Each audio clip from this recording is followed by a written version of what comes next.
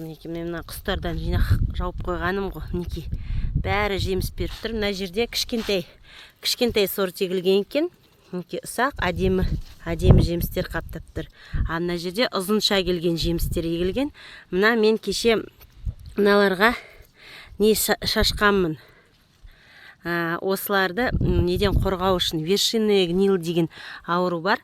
Ол деген помидорлардың түбі қараятын. Қазір мен сіздерге ондай помидорды көрсетем. Бізде мынау нелер құстар көп түсет, помидорларды шоқып кетет, шоқып қоймастан. Сол үшін осыны не істеп қойғанбыз. Мына помидорлар сау, ол түбі қараят, вершинный гнил деген түбі қарайып кететін. Мына жерлерде бар ма? Жоқ, бұлар да сау. Жақсы аман помидорлар. Мінекей көріп тұрғаныңыздардай бәрі жақсы беріп тұр.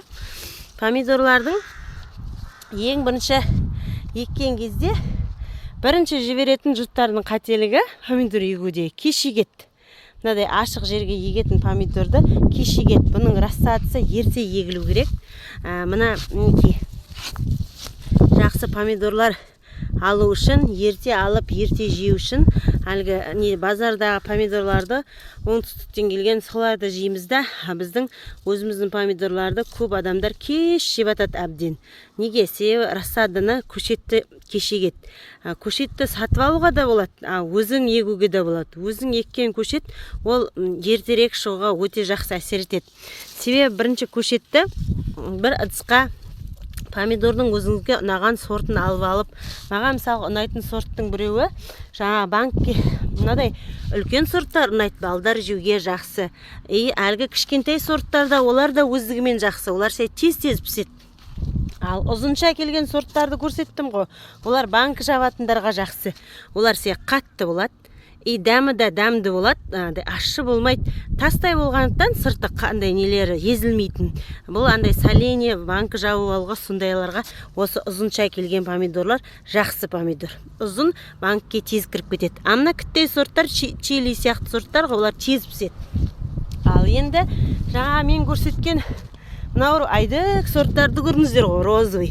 Бұлар деген жегенде өте дәмді. Мынаның сырттарының мындай болып тұрғаны, мен кеше бұларды бір улап шықтым. Қазір мен сіздерге ол туралы да айтам. Мінекей көріп тұрғаныңыздай, мыналар деген өте үлкен. Міне көріп тұрсыз ғой. Кеседей дәу сорттар. Бір адам жеп тойып алатын. Мына сортта сондай. Мына жерде мінекей үлкен болып тұр. Бұл сорттар жеуге жақсы сорттар. Осындай өзіңізге ұнаған тұқымды алып, бір ыдыс тауып аласыз да жайлап егіп тастайсыз. Оның егу уақытын айтайын. Мына жерге салудан 45 күн бұрын егу керек. Сіз өзіңіздің жерінің жағдайына қарай. Мысалы бізде Ақтөбеде қыс жай шығады, ұзақ отырады, көктем шығып болмайды. Сондықтан бізде 1 майдан кейін егеді, 9 майда егеді көбінесе. Мына жеңіс күніне 9 мамыр соған егіп атады. Содан қалмай егу керек. Ол үшін содан 45 күнді былай қарай шегересіз. Яғни мен 8 марттан қалмай осыларды егіп атам.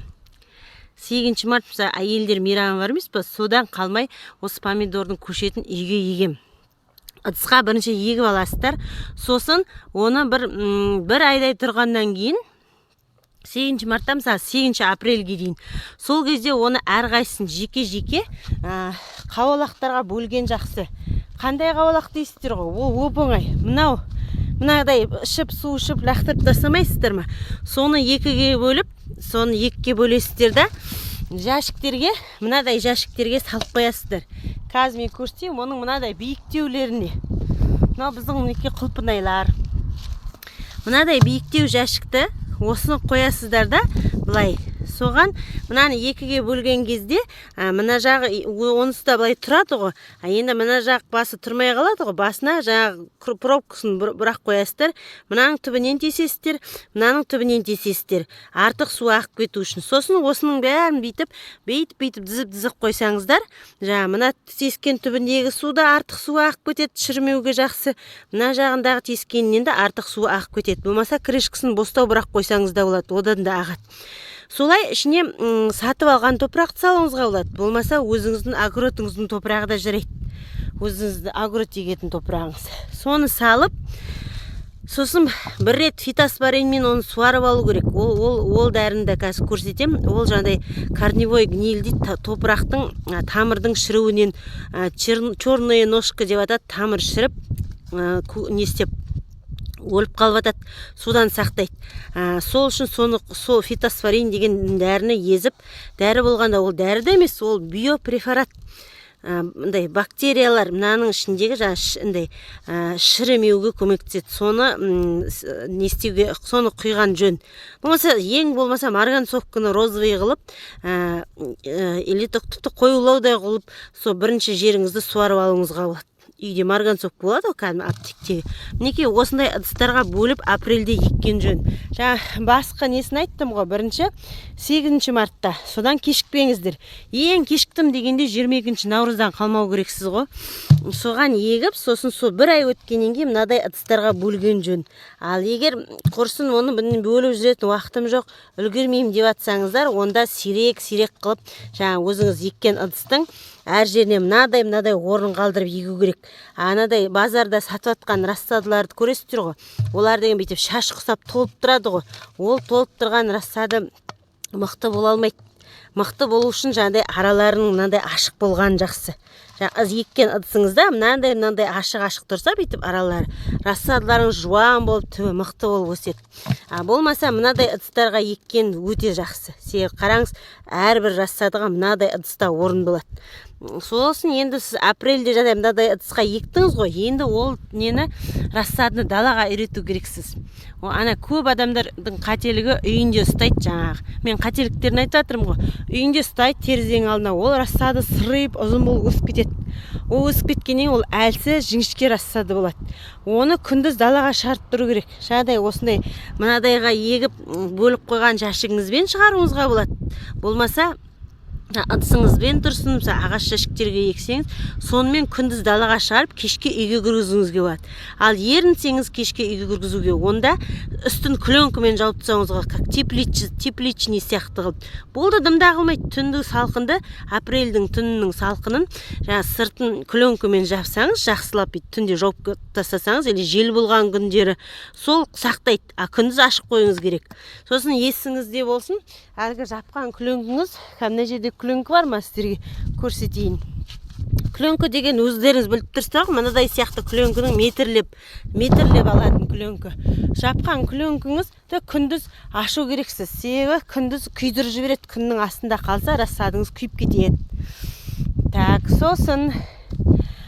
Соның апрельде оны далаға ұстап, далаға дайындасаңыз, қалай түсіндірім, акклиматизация деймі, мына даланың несіне бесқонақ болады ғой апрельде, сол бесқонаққа дайындау керексіздер.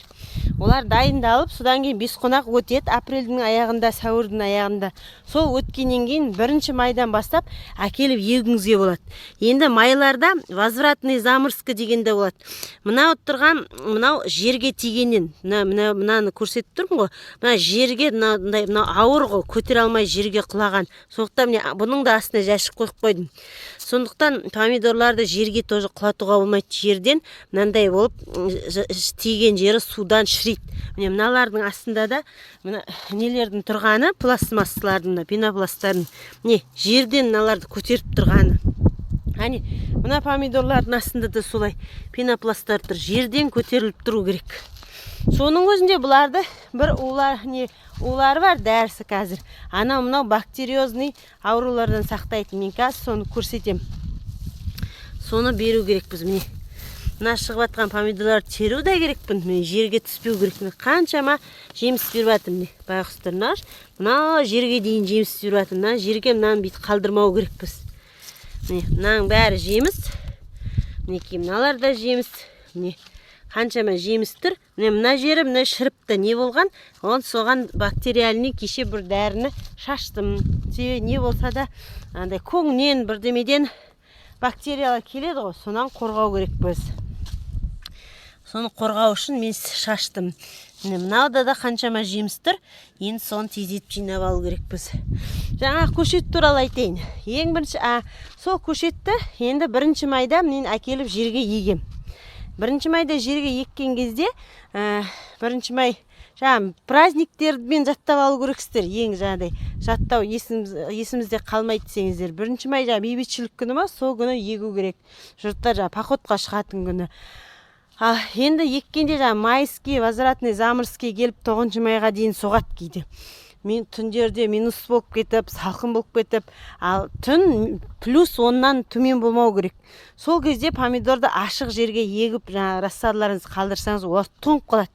Менде де болды солай, осыларды міне 1 майда ектім, тоңып, жапырағы сарғаяды. Сол кезде оларды тағы да жабу керексіздер. Мини тепличка жасап, клёнкамен жабуларыңызға болады, метрлеп сатат неде, базарда. Сонымен битіп дуга қылып жасап атады орыстар, солай жабуларыңызға болады. Болмаса, ол кезде енді еккен кезіңізде бар жоқ бір қарыштай рассада болып тұрады ғой. Болмаса екі жағына швал сияқты ағашты қойып, үстінен клёнкамен тартып тастауыңызға болады, общий. Бүкіл нені. Мысалға сіздер үйде еккен кезде мынандай бір рет, менде 2 рет тұрған жоқ па? Сол 2 ретқа бір қанша метр кетеді? Мына 5 метр, мына 5 метр кетсе, бір 10 метр көп болса клёнка кетеді. Сатады ғой, метрлеп. Соны алып келесіздер да, ол қымбат емес, жауып қоясыздар. Ал ол да болмай жатса, ең құрғанда жаңағы айтқан флакон көмекке келеді. Флакон, қазір көрсетейін. Мен сіздерге көрсеткен флаконым бар емес пе? Сонымен жауып қоя қоясыздар. Соның мынадай жерін кесесіз, мынадай жерін кесіп тастайсыз. Сосын мынаусымен рассадыны бүйтіп жауып қоясыз. 5 литрліктер болса да болады. Бірақ 5 литрліктер көбінесе желге ұшып кетеді, мыналар жақсы. Рассадын бүйтіп жауып қоясыз да, мына үстін ашып қоясыз. Ауа барып тұру керек.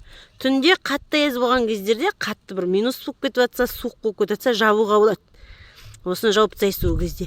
Негізі ашық тұрған жақсы. Күндіз сосын алмауыңызға болады. Жел, суық желдер соқтырады көктемнің. Содан сақтауға мына өте жақсы мына флакондар. Жабысып тұрады. Су құйғыңыз келсе, жанынан да құясыз, төбесінен де құясыз, жанынан құясыз ғой, көбінесе астына барады. Мына ашық жерден оларға ауа барып тұрады. Олар өте жақсы болып осының ішінде өседі. 1 майда жерге ерте салған рассадыңыз. Ол үшін мен айтқандай, ең құрғанда наурыздан 22 наурыздан кешікпей егу керексіздер. Дәнін үйіңізге еккен кезде. 8 мартта ексеңіз тіпті жақсы болады. Мына қараңыздар, мына жерде мынаулар шіри бастапты. Не болған? Мына помидорға шіріпті. Бұл да бір қателіктердің бірі. Ол әлгі біздер қазақтар уламаймыз ғой. Біздер қазақтар удан қашып жүреміз. Ой, не істейміз оны білдіріп, ол өзі де онысы да жақсы беріп атыр деп, тек жаңағыдай бір проблемалар көріп қалсақ, олай бастаймыз. Сондықтан ертерек алдына профилактика деп орыстар айтады, солай жасап қойған тіпті жақсы. Қазір мен көрсеткен жаңа нелерде міне жақсы салып тұр. Соларда профилактика деген бар. Алдын алып 1-2 рет за сезон осы жазда улап жіберсеңіз, жаңағыдай бәлематар аурулардан сақ болып жүресіз. Егер жоқ деп жатсаңыз, мен құсап, әбден бірдеме түскен кезде улауыңызға болады. Жаңағыдай бактерия бар, микроб бар, нелерден, көңдерден келеді ғой. Біз астын ең бірінші көңдерге, жылдаған көңдерге егеміз. Сосын түбін қопсытып тұру керек. Мынау менде сажы жер. Міне тастай болып тұр. Мына жер бостау екен. Осын суарғаннан кейін түбін қопсыту керек. Помидор суарғанды жақсы көреді. Суарғанда қалай? Күнде суаруға болмайды мүлде. Бір 3-4 күнде, 4-5 күнде даже суаруыңызға болады.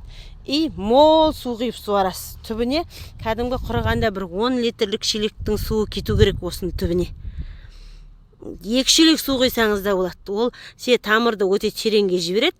Сол сумен 4-5 күн соны ішіп тұрады. Ол еще жеріңізге де қарай. Егер жеріңіз, менің жермен сазды ғой, суды ұстайды. Егер жеріңіз құмды жер болса, песчаный, онда ол тезге өп кетеді. Ол кезде арасын шамал жақындатасыз. Сонда 2-3 күнде құйыңыз.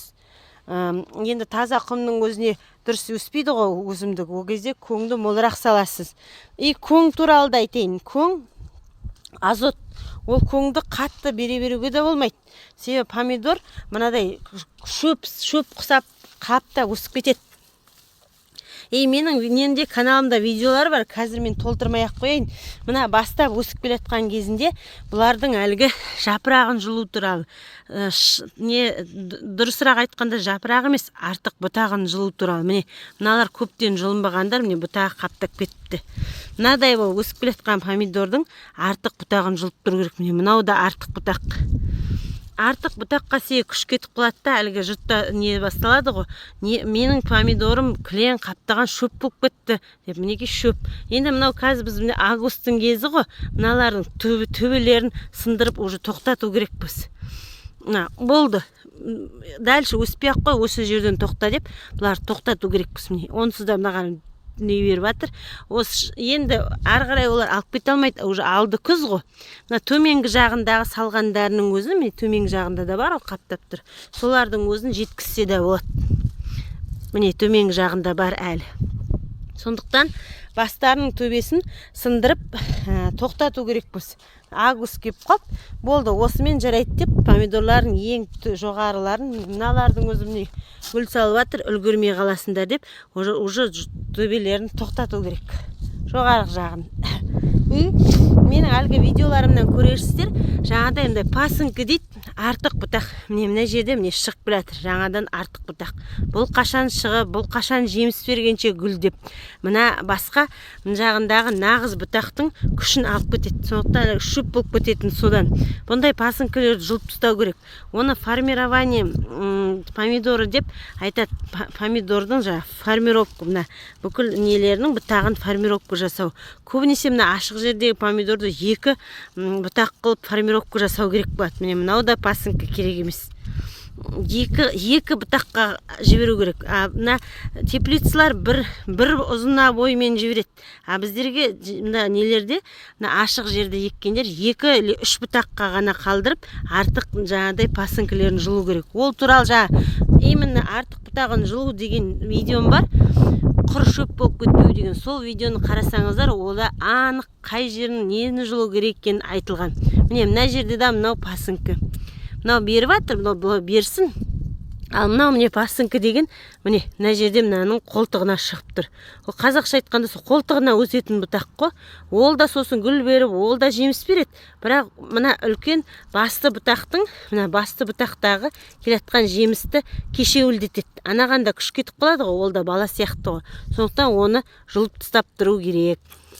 Мынау басты бұтақтағы жемістер, міне маған мына жемістің бергені керек қой. Мынаның до конца бәрінің жаңағыдай ең соңына дейін беріп қызарғаны керек қой. Мыналарын оны күттей болып тұр. Сол үшін мына жерде қыстырылған, міне қыстырылып жаңадан бұтақ өсіп келатыр. Бұл жас бұтақ маған керек емес. Бұл жалғыз августке қатысты емес. Басынан бастап бұл жас бұтақтардың артық керек емес. Мынау онсыз да мынада қаншама жеміс тұр, мінекей. Көріп тұрсыз, мынаның бәрі жақсы болып беріп кету үшін жаңағыдай артық бұтақ керек емес. Мына жер жұлып тастадым ғой, керек емес. Мына түбі ғой қалған. Артық бұтақтың мынадай қылып қалып қойды. Сондықтан сол жаңағы жұлып тұру керек. Мына басында келатқан кезде мен жұлып тұрғанмын. Сіздерге көрініп тұр ма, көрінбеймін, неке атқанда мына жердегі артық бұтағын жұлғанмын, мына жердегі артық бұтағын жұлғанмын келе жатқан кезде. Міне мына жердегісін жұлғанмын, міне солай мен мына діңді өзін алып келатқанмын ғой. Міне бас жағынан бастап сөйтіп жұлып. Енді келген кезде соңғы жағында мен қарауға уақытым болмай қалған кезде мына жерден мына жерден міне нелер артық бұтақтар шыққан. Олар керек емес. Мына жерден де тағы біреу шығып келатыр, мінекей. Кішкентай болып. Сол кішкентай кезінде жұлып тастау керек қой, негізі керек емес. Бұл мына бұтақтың өзінің жемістерін алып кетуіне керек. Мына жерде де мына үлкен бұтақ келатыр ғой. Сол үлкен бұтақтың қасында мына жерде де тұр, мына жерінде де тұр, артық бұтақ керек емес. Мынадай ол жұлып тастағаным дұрыс. Осы бұтақтағы жемістің өзі жетеді. Мінекей. Міне жеміс тұр, мына жерінде жеміс беріп келатыр. Жаңағыдай артық бұтақтың бәрін қағып тастап тұру керек. Оған да сол қарап жүретін бір адам керек. Мен бала шағамен үлгермей атамын ғой. Мына жердегі артық бұтақты не істеп, басын уже пришипка жасап, басын тоқтату керекпін осы жерден. Осы жарайды, мына жерде жемістер тұр ғой, осыны берсе де болады. Енді мына жердегі бастарын осы жерден тоқтатып тастау керекпін. не тоқта деп бұған айту керекпін, осы тоқтау салу керекпін осы жерде. Болды, жарайды, август болды. Не, мынаның да бас жағынан тоқтату керекпін. Мына бұтақ енді жақсы берсе берсін. Солай бәрінің бас жақтарын тоқтату керекпін.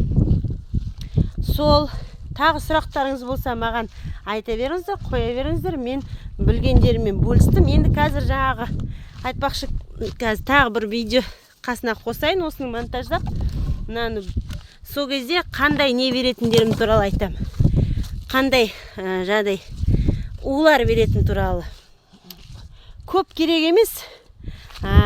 Так, қазір қосып жіберем осы видеоға монтаждап. Мінекей, био препаратты жазған от бактериальных и грибных болезней деп. Сыртына помидорды да, қиярды да, алманы бәрін көрсетіп қойған. Көрдіңіз ғой, мінекей, көрдіңіздер ғой, бактериальный рак дейді андай. Шірігендерді солай атайды екен. Мына жемістерінің міне шіруі, там мне корневые гнили дейді. Соны уничтожение инфекций на поверхности и внутри растений деп қойыпты. На аты мінекей фитолавин деген ба, мінекей биопрепарат 1000 теңгеме тұрады. Осындайды, но био деген химия емес, жақсы. Осыны флакон с мерной шкалой дейді. Ішінде мерный шкаласы бар. Мынадай осындай, мінекей, мынадай шіріктер болмас үшін сондайлармен істеп қойғаныңыз дұрыс. Мінекей, мынау шіріпті ғой, мінекей. Біз қазақтар уға алыс жүреміз ғой, осындай тек көргенде ғана олаймыз, көрмесек алдын алмаймыз. Егер алдын алып осы профилактика ретінде жасаған болсам, жаңағыдай шіру дегендер болмас еді. Сол үшін осындайларды қолданыңыздар деп айтқым келеді. Фитолавин болсын, басқа да неге барсаңыздар, садовый магазиндерге сондайлар көп болады, неше түрлі. Міне мынауырды да алып келдім. Гамаир дейді, неке, биобактерицид деген помидорға келеді екен. Неке, анадай түбі не істегенге, шірігенге мынадан көрдім, жақсы. Неке, мына жерде жазып қойған, томатқа вершинная гниль деп жазған. Сол ана көбісінде болатыны помидордың түбі қарайып шіріп кетеді ғой, соған арналған екен. Міне открытый грунтқа міне томат. Соған міне опрыскивание шашып шығу керексіздер. Шашатыныңыз болмаса, шелекке езіп алыңызда, мен құсап қазақша мынадай шыпыртқышпен шашуыңызға да болады, аямай. Болмаса әлгі опрыскиватель сатады ғой, соны сатып алсаңыз, ол тіпті тамаша бүкіл жеріне тиеді. Осындай помидорларыңызды қорғауға сондайды шашып тұрыңыздар. Мына жапырақтарының осындай бүріскені да сондай бір нелерге байланысты болуы мүмкін. Менде енді лабораториям жоқ қой. Бір сондай анау микробтар түсуі мүмкін. Сондайлардан қорғайды. Біз сыртына қарап білмейміз ғой. Мына жаңағылар еш зияны жоқ биопрепараттар ғой. Соны шашып қойсаңыздар, осындай нәрселерден қорғайды. Тіпті корневой гнилдан қорғайды дейді. Міне ұруда таблетка түрі бар екен. Фитофтороз, серый гнил деп, мынау қиярға жақсы екен, қиярдың суреті тұр. Одан кейін тағы бірдеңесі бар, мінекей, мынаны алдым. Привикур деген, бұл енді қымбаттау, бірақ бұл өте жақсы әсер еткен. Бұны мен клубника алдым. Клубниканың тамыры көп жаңбыр болғаннан шіріп соған алдым. Ондай да болады екен. Өзіне өзі клубника қорап қалса, сол көп жаңбыр болған кездерде көп суарып қойсаң, тамыр шіріп соған арналған екен. Тағы қандай бар еді менде? Сіздерге алғамды көрсетіп жатырмын ғой. Мынау фитоверм дегенде жақсы екен. Бұл қиярларда, мысалы, сарғайып жапырақтары, қиярлар қорап қалып жатады ғой. Сол кезде оларға клеш сондайлар түседі екен. Кене сияқты көзге көрінбейтін биттер түседі екен. Көрінетіні бар, көрінбейтіні бар екен көбінесе. Паутиний клеш деген көрінбейді. Те микроскоппен көресің. Соларға осы фитоверм дегенді сол дәл сарғайып атқанда сепсеңіз, сосын бір 5-10 күннен кейін жеу беруге болады дейтін жесін, несін, қиярын, фитовермді. Сол, ал удобрениялар туралы мен өткенде айттым. Ең бірінші көң салды қасына, содан кейін жаңағы монофосфат калий дегенді міндетті түрде беру керек. Жұрт айта береді, анау химия бәлен түген деп, оны біз өйтіп көп беріп атқан жоқпыз ғой. Менде қазір жерде сырты болса сіздерге көрсетейін, сырты жоғау деймін. Бар екен, міне монокалий фосфат мен осыларға бергем, мынау тек сырты тұрған. Осыны беріңіздер. Мынаның ішінде фосфор да, калий да бар. осыны жақсы көреді. Әсіресе осы міне жеміс беріп тұрған кезінде калий беріп жіберсе, мыналар қуанып қалайын деп тұр. Болмаса ағаштың күлін езіп беріңіздер, калий болмаса. Мына жерде тағы бір жақсы калийдің түрі бар екен, мен бермей жүрмін. Қолым тимей, міне гуми деген.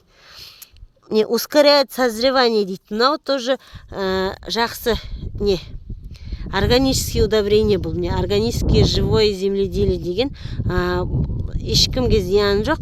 Өте жақсы удобрениенің бірі. Осыны берулеріңізге болады езіп. Гумиді. Болмаса ең жақсысы монокалий фосфат.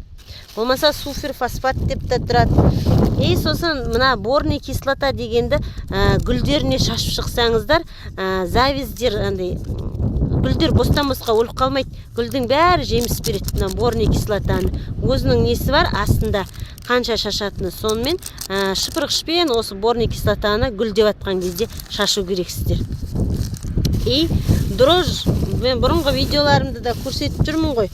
Мына дрожжды ашты алып бір банкіге, сосын құйып суға шашып шықсаңыздар, бірінші бір 3 литрлік банкіге көпіртіп шекер салып ашытып аласыз да, сосын шелектегі суға қосып түптеріне құйып шығуыңызға болады.